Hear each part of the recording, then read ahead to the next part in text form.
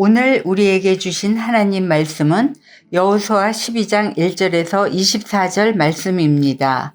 이스라엘 자손이 요단 저편 해 돋는 쪽 곧 아르논 골짜기에서 헤르몬 산까지의 동쪽 온 아라바를 차지하고 그 땅에서 쳐 죽인 왕들은 이러하니라. 시온의 헤스본에 거주하던 아모리 족속의 왕이라. 그가 다스리던 땅은 아르논 골짜기 가에 있는 아로엘에서부터 골짜기 가운데 성읍과 길르앗 절반 곧 암몬 자손의 경계 얍복 강까지이며 또 동방 아르바 긴네룻 바다까지이며 또 동방 아라바의 바다 곧 염해의 벳 여시못으로 통한 길까지와 남쪽으로 비사가 산기슭까지이며 옥은 르바의 남은 족속으로서 아스다롯과 에드레이에 거주하던 바산의 왕이라. 그가 다스리던 땅은 헤르논 산과 살르가와 온 바사와 및 그술사람과 마아가 사람의 경계까지의 길르앗 절반이니 헤스본 왕 시온의 경계에 접한 곳이라. 여호와의 종 모세와 이스라엘 자손이 그들을 치고 여호와의 종 모세가 그 땅을 르우벤 사람과 갓 사람과 므낫세 반 지파에게 기업으로 주었더라. 여호수아와 이스라엘 자손이 요단 이편 곧 서쪽 레바논 골짜기의 바알갓에서부터 세일로 올라가는 곳 한락산까지 쳐서 멸한 그 땅의 왕들은 이러하니라. 그 땅을 여호수아가 이스라엘의 지파들에게 구분에 따라 소유로 주었으니 곧 산지와 평지와 아라바와 경사지와 광야와 네겝 곧 헷 족속과 아모리 족속과 가나안 족속과 브리스 족속과 히위 족속과 여부스 족속의 땅이라. 하나는 여리고 왕이요 하나는 베델 곁에 아이 왕이요 하나는 예루살렘 왕이요 하나는 헤브론 왕이요 하나는 야르뭇 왕이요 하나는 라기스 왕이요 하나는 에글론 왕이요 하나는 게셀 왕이요 하나는 드빌 왕이요 하나는 게넬 왕이요 하나는 호르마 왕이요 하나는 아랏 왕이요 하나는 림나 왕이요 하나는 아둘람 왕이요 하나는 마게다 왕이요 하나는 벳델 왕이요 하나는 답보아 왕이요 하나는 헤벨 왕이요 하나는 아벡 왕이요 하나는 라스론 왕이요 하나는 마돈 왕이요 하나는 하솔 왕이요 하나는 시므론 무론 왕이요 하나는 악삽 왕이요 하나는 다낙 왕이요 하나는 므기또 왕이요 하나는 게데스 왕이요 하나는 갈멜의 용납 왕이요 하나는 돌의 높은 곳의 돌 왕이요 하나는 길갈의 고임 왕이요 하나는 디르사 왕이라. 모두 31 왕이었더라. 아멘.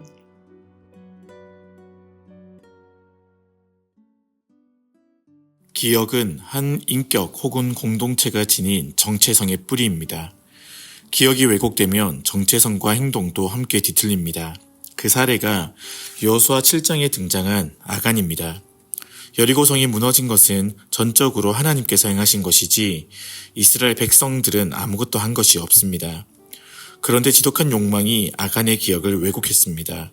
자신도 무엇인가 기여한 바가 있다고 착각했고 급기야 자신의 정당한 몫을 주장했습니다. 이처럼 기억은 정체성과 행동에 큰 영향을 미칩니다. 여호수아 12장이 우리에게 전하는 권면이기도 합니다. 여호수아 전체에서 12장은 중요한 변곡점입니다. 1장에서 12장이 가나안을 정복하는 외부와의 투쟁이라면 13장부터 24장은 정복한 땅을 분배하는 욕망과의 투쟁이기 때문입니다. 비록 12장의 기록이 무미건조해 보이지만 12장이 증언하는 기억이 있어야 13장부터 시작된 땅의 분배 과정이 수월할 수 있습니다. 왜 그러할까요? 12장 1, 6절은 모세의 지도하에 이스라엘이 요단 동편에서 정복한 영토를 소개하고 12장 7절부터 24절은 여호수아의 지도하에 이스라엘이 요단 서편에서 정복한 지역을 소개합니다. 그저 한 단어, 한 문장으로 등장하지만 이스라엘에게는 모두 찬란한 승리의 기록입니다. 잠시의 실패도 있었지만 전반적으로 이스라엘은 승리했습니다.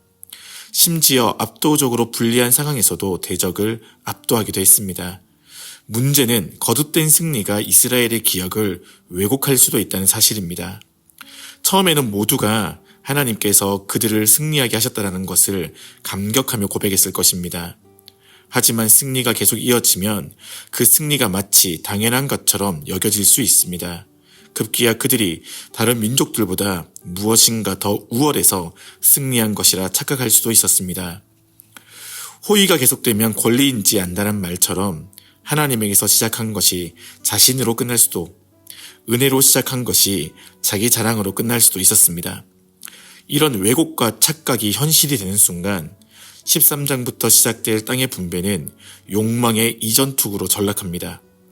스스로의 힘으로 가나안을 정복했다고 생각하는 지파들은 다른 지파들보다 더욱 큰 영토와 권리를 요구할 것이고, 욕망과 욕망이 충돌하며 치명적인 내전이 발생할 수도 있습니다. 야국 강식의 질서를 따라 이스라엘이 땅을 분배한다면 그들이 세울 나라가 그들이 떠나온 애국과 다를 바가 무엇이겠습니까? 그렇기에 눈에 보이는 전쟁이 끝난 여호수아 11장 23절은 역설적으로 눈에 보이지 않는 또 다른 싸움의 시작입니다. 그리고 새로운 싸움의 대상은 언약 백성의 마음에 깊이 은폐된 욕망입니다. 조용하지만 정말 위험한 이 싸움을 어디에서부터 어떻게 시작해야 할까요? 어떻게 해야 찬란한 승리가 서로를 해하는 내전이 아니라 함께 즐거워하는 우정으로 이어질 수 있을까요? 그 길을 하나님께서 여호수아 12장에 남겨주셨습니다. 바로 정직한 기억입니다. 우리에게는 무미건조한 나열이지만 모세와 여호수아를 따랐던 이스라엘에게는 12장 전체가 그들의 인생입니다. 하나님은 요단 동편의 아르논 골짜기에서 요단 서편의 디르사 왕을 정복하는 모든 과정에서 이스라엘의 앞과 뒤, 곁을 함께 하셨습니다. 그들이 지나온 걸음 하나하나를 헤아리는 과정에서 자연스럽게 어떤 마음이 솟아나겠습니까? 바로 감사입니다. 이 점에서 여호수아 12장은 승리의 열정을 잠시 식히는 동시에 감사의 기억을 회복하는 중요한 내용입니다. 과거를 감사로 회복할 때만이 13장부터 시작될 땅의 분배도 나눔으로 이어질 수 있습니다. 내가 소유한 모든 것이 하나님의 선물임을 인정하는 이들만이 선물로 받은 것을 또다시 다른 이웃에게 선물로 나눌 수 있습니다. 이는 이스라엘이 광야에서 먹었던 만나의 본질이기도 합니다.